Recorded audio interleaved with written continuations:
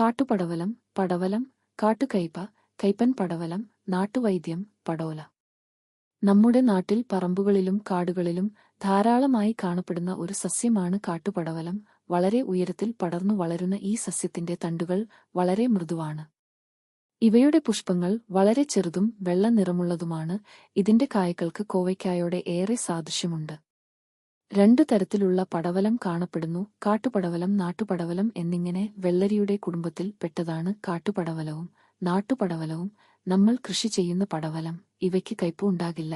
എന്നാൽ കാട്ടുപടവലത്തിന് നല്ല കയ്പുണ്ടാകും. അതുകൊണ്ടുതന്നെ കയ്പൻ പടവലം, കാട്ടുകയ്പ് തുടങ്ങിയ പേരുകളിലും നമ്മുടെ നാട്ടിൽ അറിയപ്പെടുന്നു. കേരളം കൂടാതെ ബംഗാൾ, ഗുജറാത്ത് എന്നിവിടങ്ങളിലെ കാടുകളിലും ഈ സസ്യം ധാരാളമായി വളരുന്നു. കാട്ടുപടവലത്തിന്റെ ഇലയിൽ ധാരാളം പ്രോട്ടീൻ അടങ്ങിയിരിക്കുന്നു. ഇവയുടെ കായ്കളിൽ പ്രോട്ടീൻ, കാർബോഹൈഡ്രേറ്റ് എന്നിവയും അടങ്ങിയിരിക്കുന്നു. വേരിൽ ഒരു ലഘുതൈലവും കയ്പുള്ള വസ്തുവും ടാനിനും അടങ്ങിയിരിക്കുന്നു. കൂടാതെ ഹെൻഡ്രിയാകൊണ്ടേൻ, സാബോനിൻ, ഫൈറ്റോസ്റ്റിറോൾ എന്നിവയും അടങ്ങിയിരിക്കുന്നു.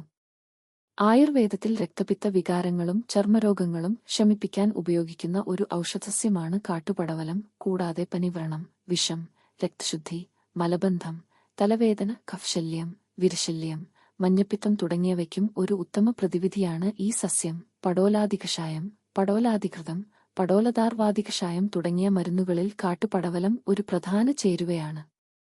രസാദി ഗുണങ്ങൾ: രസം തിക്തം, ഗുണം ലഘു, സ്നിഗ്ധം, വീര്യം ഉഷ്ണം, വിഭാഗം കടു, ഔഷധയോഗ്യ ഭാഗം വേർ, തണ്ട്, ഇല, പൂവ്, കായ്.